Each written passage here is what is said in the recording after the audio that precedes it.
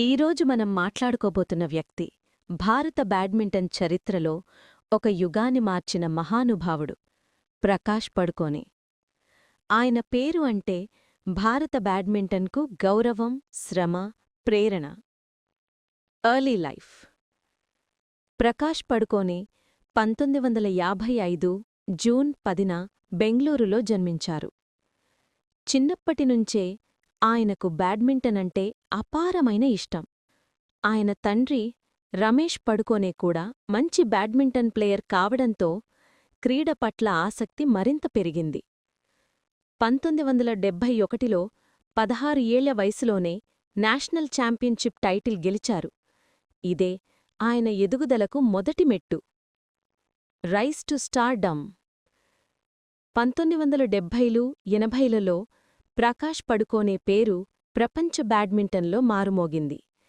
1978లో ఆయన Commonwealth games gold medal గెలిచి దేశం మొత్తాన్ని గర్వపడేలా చేశారు.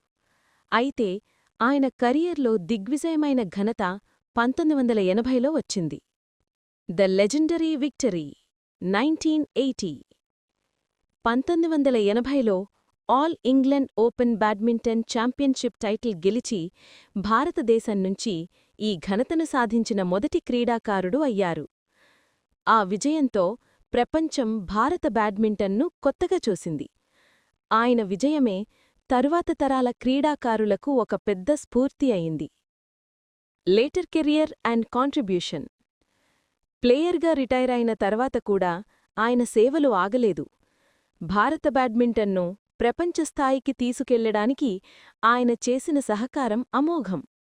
అంతేకాకుండా 1994లో ఆయన ప్రకాష్ పడుకోనే బ్యాడ్మింటన్ అకాడమీలు ప్రారంభించారు. ఈ అకాడమీ ద్వారా పుల్లల గోపీచంద్, సైనా నెహ్వాల్, కిదాంబి శ్రీకాంత్ వంటి అనేకమంది ప్లేయర్లు పరోక్షంగా స్ఫూర్తి పొందారు. అవార్డ్స్. ఆయన ప్రతిభకు ప్రభుత్వ గౌరవాలు వరుసగా వచ్చాయి.